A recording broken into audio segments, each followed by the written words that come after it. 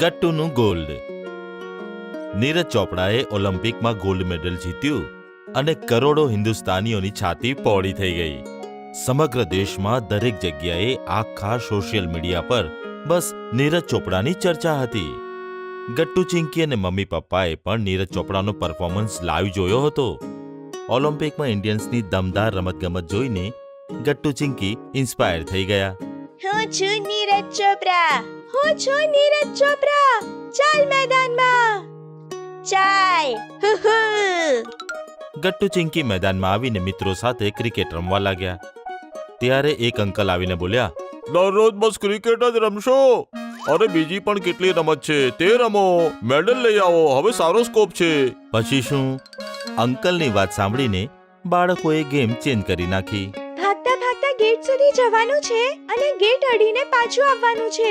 જે પહેલા ગેટ અડીને આવશે તે રેસનો વિનર. 1 2 3 ગો! બધા બાળકો બંદૂકની ગોળીની જેમ એકદમથી છૂટ્યા અને ઝડપથી ભાગતા ભાગતા ગેટ તરફ નીકળી પડ્યા. ગટ્ટુ ઘણો જ પાછળ હતો. તેણે સ્પીડ વધારી અને ભાગતા ભાગતા આગળ આવી પહોંચ્યો. હવે ગેટ ઘણો જ નજીક હતો. ગટ્ટુ મનમાં ને મનમાં ખુશ થવા લાગ્યો. તે બસ ગેટને અડવાનો જ હતો કે અચાનક ખબર નહીં ક્યાંથી હરી આગળ આવ્યો અને તીરની જેમ ગેટને અડીને નીકળી પણ ગયો. ગટ્ટુ બસ જોતો જ રહ્યો. ગટ્ટુએ ગેટને સ્પર્શ કર્યો અને તે હરીની પાછળ દોડવા લાગ્યો. તેણે બસ હરીને હરાવવું જ હતું. હરીની સ્પીડ ઘણી વધારે હતી. ગટ્ટુએ પણ સ્પીડ વધારી અને અચાનક પગ લપસી ગયો અને ગટ્ટુ પડી ગયો. ગટ્ટુ જોર જોરથી રડી રહ્યો હતો. મમ્મી દવા લગાડી રહી હતી અને સાથે સાથે ઠપકો પણ આપી રહી હતી. શું જરૂર હતી મેદાનમાં મસ્તી કરવાની? 1000 વખત કહ્યું છે, રમત ગમત છોડો, અભ્યાસ પર ધ્યાન આપો. રમશો કૂદશો થશો ખરાબ, ભણશો લખશો બનશો નવાબ. ત્યારે જ પપ્પા આવે અને મમ્મીની વાત સાંભળીને બોલ્યા, ખોટી વાત. ભણતરની સાથે સાથે રમતગમત પણ જરૂરી છે. આપણે બાળકો પર બસ ભણવાનું જ પ્રેશર કરીએ છીએ અને ઓલિમ્પિકમાં મેડલ્સ પણ ઈચ્છતા હોઈએ છીએ. મેડલ જોઈએ તો બાળકોને પુસ્તકોની સાથે સાથે મેદાન પણ આપો. પપ્પાની વાત સાંભળીને ગટ્ટુ રડતા રડતા પપ્પા પાસે આવીને બોલ્યો, પપ્પા, હું ઘણો ઝડપથી દોડું છું. પડી ન ગયો હોત તો આજે હું જ જીતી જાત. ડોન્ટ વરી બેટા, પ્રેક્ટિસથી પરફેક્શન આવે છે. કાલે સવારે આપણે મેદાનમાં પ્રેક્ટિસ કરીશું. તારા મિત્રોને પણ કહી દેજે. આ સાંભળીને ગટ્ટુ ચિંકી એકદમ ખુશ થઈ ગયા. યે! તો પછી મેડલ પણ અમે જ લઈને આવશું. પછી શું? બીજા દિવસે પપ્પાએ બધાને મેદાનમાં ભેગા કર્યા અને રેસ શરૂ કરી. 1 2 3 ગો! બાળકો ભાગવા લાગ્યા. પપ્પાએ નોટિસ કર્યું ગટ્ટુ ઘણો પાછળ હતો અને હરી સૌથી આગળ. ગેટ અડીને બાળકો પાછા આવ્યા. વેલ ડન હરી. ગટ્ટુ શું થયું હતું? પપ્પા, ગઈકાલની ઈજા છે ને ઘૂંટણ પર, બસ એટલા માટે. કાલે હું ચોક્કસ જીતી જઈશ. બીજા દિવસે પણ રેસ શરૂ થઈ તો પપ્પાએ નોટિસ કર્યું ગટ્ટુ બીજા નંબર પર છે અને હરી પહેલા નંબર પર. શાબાશ હરી, કીપ ઇટ અપ. બાળકો, એનર્જી ક્યાં છે? ઊંઘ પૂરી નથી થઈ શું? પપ્પા, મારું કેવું હતું? તારી પાસે સ્પીડ છે પણ સ્ટ્રેન્થ નથી, એટલા માટે તું પાછળ રહી જાય છે. જોયું, હું આ જ કહેતો હતો અને તું ચાલ્યો મને હરાવવા. આ રીતે દરરોજ સવારે બાળકો ગ્રાઉન્ડ પર પ્રેક્ટિસ કરવા લાગ્યા. એક સવારે સોસાયટીના સેક્રેટરીએ પણ બાળકોની રેસ જોઈ. શાબાશ બાળકો, કીપ ઇટ અપ. આપણે એક કામ કરીએ, ટોપ 3 માં હમણાં કોણ છે? હરી, ગુડ્ડી અને ગટ્ટુ. હા, તો બે અઠવાડિયા પછી આખા સોસાયટીની સામે 3ની રેસ લગાડીએ અને જે પણ જીત્યું તેને સોસાયટી તરફથી એક મેડલ આપીએ. સાથે સાથે ઘણી બધી કોમ્પિટિશન રાખીશું, જેમ કે સ્વિમિંગ, બેડમિન્ટન વગેરે. સેક્રેટરી સાહેબની વાત સાંભળીને બધા બાળકો ખુશ થઈ ગયા. સારી વાત છે. સાંભળો બાળકો, હવે બમણી તૈયારી જોઈએ. એક દિવસ પપ્પાએ જોયું ગટ્ટુ મોબાઈલ ગેમ્સ રમતા રમતા કેક ખાઈ રહ્યો હતો. ગટ્ટુ, જમતી વખતે ખાલી જમવા પર ધ્યાન આપ. જમવા પર કોન્સન્ટ્રેટ નહીં કરે તો જમવાનું સરખું પચશે નહીં. તું ઘણો વીક છે. સ્ટ્રેન્થ વધારવા માંગે છે તો જમવા પીવા અને ઊંઘ ઉપર ફોકસ કર. કાલે મોડી રાત સુધી તું મોબાઈલ જોઈ રહ્યો હતો. મેડલ મોબાઈલ પર નહીં, મેદાન પર મળશે. એક દિવસ ગટ્ટુ હરીને મળવા ગયો તો તેણે જોયું હરી ટીવીની સામે બેસીને જમતો હતો. ગટ્ટુએ તેને સમજાવ્યું તો હરી બોલ્યો, મને નહીં શીખવાડ. હું એક્સ્ટ્રા પ્રેક્ટિસ કરું છું. આંખ બંધ કરીને ભાગીશ તો પણ ફર્સ્ટ જ આવીશ. ગટ્ટુ હવે રોજ સવારે ઉઠીને પ્રેક્ટિસ કરતો, પછી સમય પર જમવાનું જમીને સ્કૂલ જતો અને સ્કૂલથી આવીને હોમવર્ક કમ્પ્લીટ કરીને જમવાનું જમીને સૂઈ જતો. જોતામાં 2 અઠવાડિયા પૂરા થઈ ગયા અને સોસાયટીમાં સ્પોર્ટ્સ કોમ્પિટિશન શરૂ થઈ. સોસાયટીના બધા જ બાળકો સામેલ હતા. પહેલા બેડમિન્ટન અને સ્વિમિંગ કોમ્પિટિશન થઈ. ચિંકી સ્વિમિંગમાં ફર્સ્ટ આવી.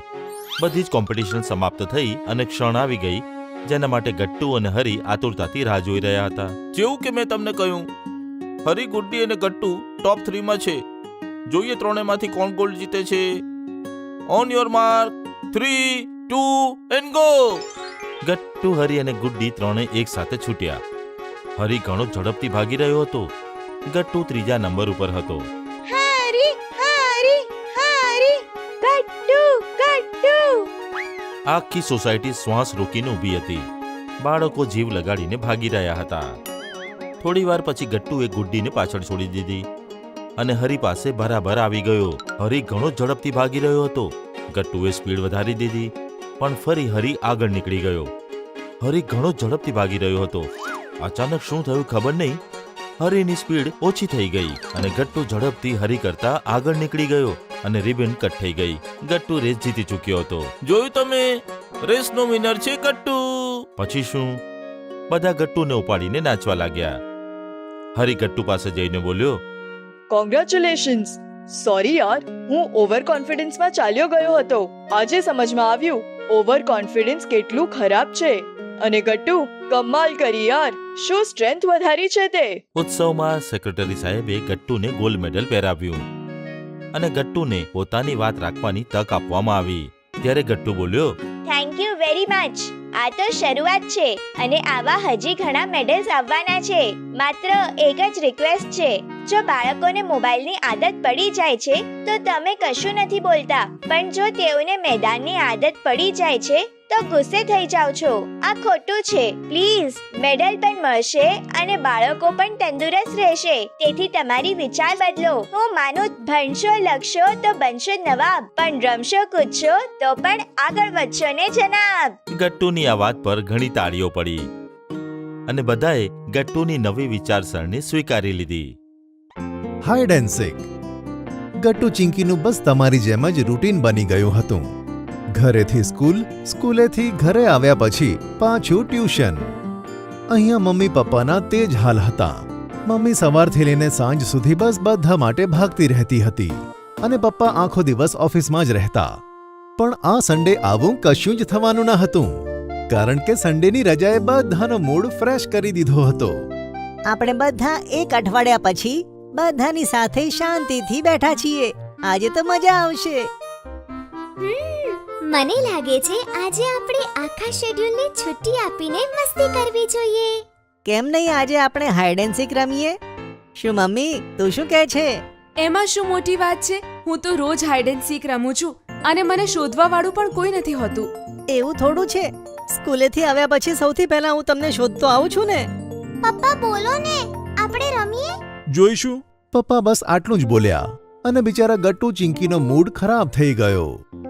ગટ્ટુ ચિંકી લંચ પતાવીને પોતાના રૂમ તરફ જઈ રહ્યા હતા. ત્યાં જ તેમના રૂમની બહાર પપ્પા ઊભા હતા, મોબાઈલમાં બિઝી હતા. ગટ્ટુ ચિંકી તેમને કંઈ પણ કહ્યા વગર આગળ વધ્યા.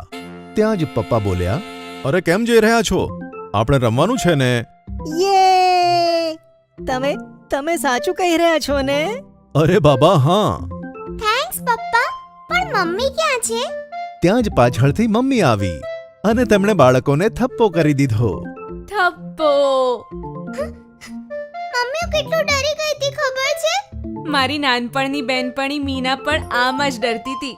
એ બિચારી ક્યાંક બીજે જોયા કરતી હતી અને હું ક્યાંક બીજેથી આવીને થપ્પો કરી દેતી હતી. અરે તું તારું ના સંભળાય, મારું સાંભળીશ તો મારી સાથે રમીશ પણ નહીં.